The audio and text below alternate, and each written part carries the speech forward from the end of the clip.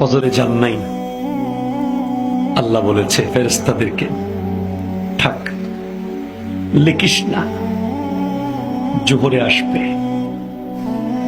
আমার বান্দা তো, আল্লাহ পানি বন্ধ করে দেব, না না না, আমার বান্দা।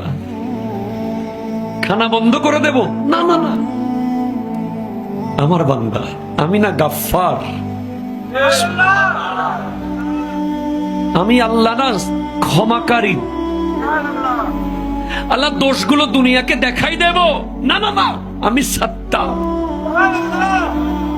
রহমতের চাদর দিয়ে ঢেকে রেখেছেন।